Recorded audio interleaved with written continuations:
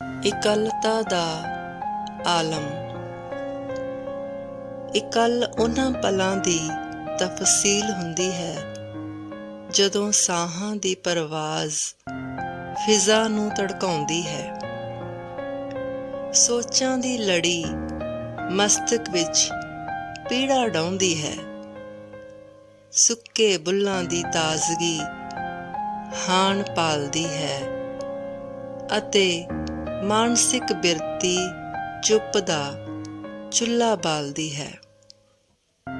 ਇਕੱਲ ਦੁਨਿਆਵੀ ਸਰੋਕਾਰਾਂ ਵਿੱਚ ਲਿਪਟੀ ਉਹ ਮਾਨਸਿਕ ਬਿਰਤੀ ਹੈ ਜਦੋਂ ਖੁਦ ਦੇ ਰੂਬਰੂ ਹੁੰਦੇ ਅਸੀਂ ਆਪਣੇ ਆਪ ਨਾਲ ਸੰਵਾਦ ਰਚਾਉਂਦੇ ਹਾਂ। ਇਕੱਲ ਦੇ ਆਲਮ ਵਿੱਚ ਹੀ ਅਸੀਂ ਆਪਣੇ ਆਪ ਨਾਲ ਸੰਵਾਦ ਰਚਾ ਸਕਦੇ ਹਾਂ। ਇਕੱਲ ਦੇ ਆਲਮ ਵਿੱਚ ਹੀ ਅਸੀਂ ਆਪਣੇ ਮਖੌਟੇ ਉਤਾਰ ਖੋਖਲੀ ਹੋਂਦ ਦੀ ਕੈਦ ਵਿੱਚੋਂ ਨਿਕਲ ਕੇ ਆਪਣੀ ਮੁਕਤੀ ਲਈ ਅਰਾਧਨਾ ਕਰਦੇ, ਆਪਣੇ ਨਾਲ ਵਾਪਰੀਆਂ ਮਾੜੀਆਂ ਚੰਗੀਆਂ ਦੀ ਪੜਚੋਲ ਕਰਦੇ ਰੌਸ਼ਨ ਦੁਆਰ ਭਾਲਦੇ ਹਾਂ। ਮਾਨਵੀ ਸ਼ੁੱਧਤਾ ਦੀ ਲਾਲਸਾ, ਵਿਚਾਰਾਂ ਵਿੱਚ ਤਰਕਸ਼ੀਲਤਾ, ਸਮਾਜਿਕ ਵਿਚਰਨ ਵਿੱਚ ਸਾਡੀ ਨਿਵੇਕਲੀ ਮੜਕ, ਮਾਨਵਤਾ ਦਾ ਮੁਹਾਂਦਰਾ ਨਿਖਾਰਨ ਦਾ ਚਾਅ ਅਤੇ ਸਾਡੀ ਸੋਚ ਉਡਾਣ ਵਿਚਲਾ ਅੰਬਰੀ ਫੈਲਾਅ ਇਕੱਲ ਦੀਆਂ ਰਹਿਮਤਾਂ ਹਨ। ਕਈ ਵਾਰ ਇਕੱਲੇ ਹੁੰਦਿਆਂ ਵੀ ਅਸੀਂ ਇਕੱਲੇ ਨਹੀਂ ਹੁੰਦੇ। ਬੀਤੇ ਦੀਆਂ ਯਾਦਾਂ ਪੋਲੇ ਪੋਲੇ ਕਦਮੀ ਸਾਡੇ ਮਨ ਉੱਤੇ ਦਸਤਕ ਦਿੰਦੀਆਂ ਅਤੀਤ ਵਿੱਚ ਗੁਆਚਣ ਦਾ ਰਾਹ ਪੱਧਰਾ ਕਰਦੀਆਂ ਹਨ। ਸੁਹਾਵਣੇ ਪਲਾਂ ਦੀ ਫੁਲਕਾਰੀ ਅੱਖਾਂ ਸਾਹਵੇਂ ਸ਼ੋਖ ਰੰਗ ਵਖੇਰਦੀ ਹੈ। ਤਲਖੀਆਂ ਕੁੜੱਤਣ ਮੂੰਹ ਦਾ ਸਵਾਦ ਕੁਸੈਲਾ ਕਰਦੀ ਹੈ। ਪਰ ਕਈ ਵਾਰ ਅਸੀਂ ਭੀੜ ਦਾ ਹਿੱਸਾ ਬਣੇ ਵੀ ਬੜਾ ਇਕੱਲਾ ਇਕੱਲਾ ਮਹਿਸੂਸ ਕਰਦੇ ਹਾਂ, ਕਿਉਂਕਿ ਅਸੀਂ ਭੀੜ ਦਾ ਹਿੱਸਾ ਬਣਨ ਤੋਂ ਮੁਨਕਰ ਹੁੰਦੇ ਕਿਸੇ ਪਿਆਰ ਨੂੰ ਭਾਲਦੇ ਹਾਂ ਜੋ ਸਾਡੀ ਇਕੱਲਤਾ ਨੂੰ ਭੰਗ ਕਰਨ ਦੇ ਸਮਰੱਥ ਹੋਵੇ। ਦੁਨਿਆਵੀ ਸੁੱਖ ਸਹੂਲਤਾਂ ਨਾਲ ਲਬਰੇਜ਼ ਮਹਿਲਾਂ ਵਾਲਾ ਅਜੋਕਾ ਮਨੁੱਖ ਕਿੰਨਾ ਇਕੱਲਾ ਰਹਿ ਗਿਆ ਕਿ ਉਸਦਾ ਉਚਾਟ ਹੋਇਆ ਮਨ ਖੁਦਕੁਸ਼ੀਆਂ, ਬਲਾਤਕਾਰਾਂ ਅਤੇ ਕਤਲਾਂ ਵਿੱਚ ਸਕੂਨ ਭਾਲਣ ਲੱਗਾ ਹੈ। ਕਈ ਵਾਰ ਤਾਂ ਕੈਕਟਸ ਨੂੰ ਸਾਰੀ ਉਮਰ ਲੂਆਂ ਅਤੇ ਸੋਕਿਆਂ ਵਿੱਚ ਰੱਕੜਾਂ ਦੀ ਹਿੱਕ ਤੇ ਆਪਣੀ ਹੋਂਦ ਬਰਕਰਾਰ ਰੱਖਣੀ ਪੈਂਦੀ ਹੈ।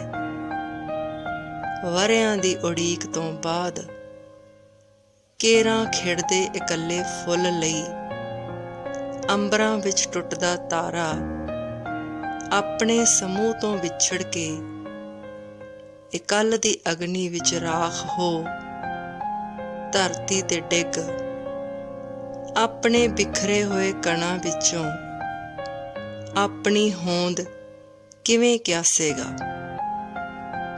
ਅਤੇ ਫਿਰ ਰੌਸ਼ਨੀਆਂ ਵਿੱਚ ਬਿਤਾਏ ਸਮੇਂ ਨੂੰ ਯਾਦ ਕਰ ਹਿਸਾਸਦਾ ਹੈ।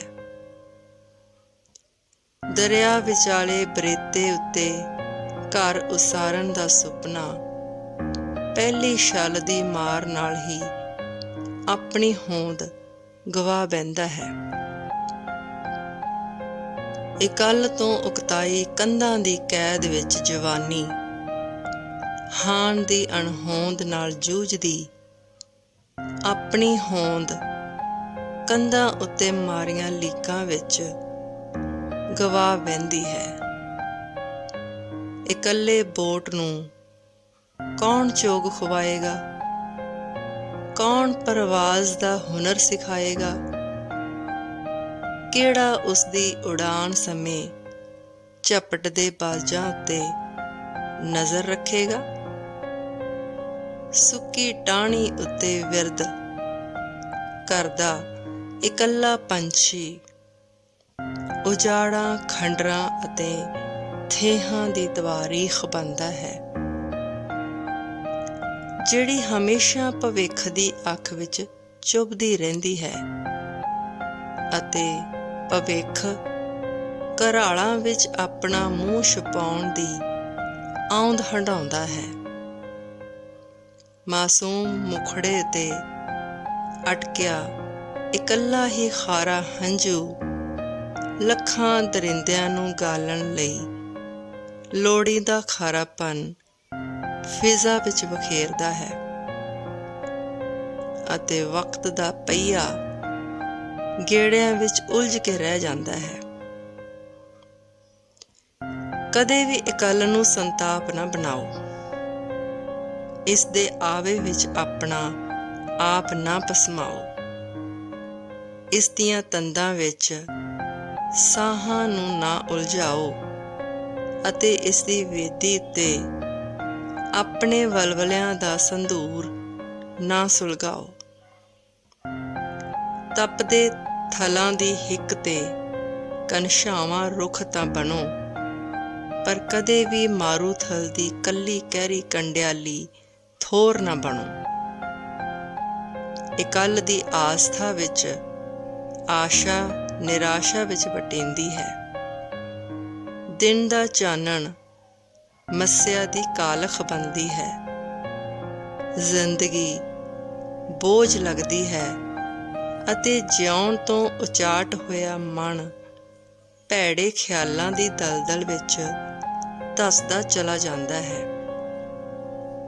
ਇਕੱਲ ਦੀ ਆਹਟ ਤੋਂ ਕਦੇ ਵੀ ਨਾ ਘਬਰਾਓ। ਕਦੇ-ਕਦੇ ਇਕੱਲ ਨੂੰ ਜੀ ਆਇਆਂ ਕਹਿਣ ਲਈ ਖੁਦ ਨੂੰ ਤਿਆਰ ਕਰੋ, ਕਿਉਂਕਿ ਕਈ ਵਾਰ ਅਜਿਹੀ ਇਕੱਲ ਸਿਰਜਣਾਤਮਕ ਪਲਾਂ ਲਈ ਜਰਖੇਜ਼ ਮਾਹੌਲ ਪੈਦਾ ਕਰਦੀ ਹੈ। ਇਕੱਲ ਦੀਆਂ ਉਦਾਸੀਆਂ ਵਿੱਚ ਚੜ੍ਹਿਆ ਸੋਧਣ ਧਰਤ ਲੁਕਾਈ ਵਰਗਾ ਸੰਕਲਪ ਰੱਬੀ ਫੁਰਮਾਨ ਬਣ ਜਦੋਂ ਦੁਖੀ ਮਨੁੱਖਤਾ ਦੇ ਹੰਝੂ ਪੂੰਝ ਉਸਦੇ ਮੁਖੜੇ ਦਾ ਨੂਰ ਬਣਦਾ ਹੈ, ਤਾਂ ਸਮਾਂ ਮੂੰਹ ਵਿੱਚ ਉਂਗਲਾਂ ਚੱਬਦਾ ਰਹਿ ਜਾਂਦਾ ਹੈ। ਇਕੱਲ ਦੀ ਅਪਣੱਤ ਵਿੱਚ ਆਪੇ ਨੂੰ ਪਛਾਣਨ ਵਾਲੇ ਹੀ ਨਰੋਏ ਸਮਾਜ ਦੀ ਘੜਕ ਭੁਜਾ ਬਣ ਕੇ ਜੀਵਨ ਦੇ ਦਿਸਹੱਦਿਆਂ ਉੱਤੇ ਸੁਰਖ ਰੰਗਾਂ ਦਾ ਬਟਨਾ ਮਲਦੇ ਹਨ। ਧੰਨਵਾਦ।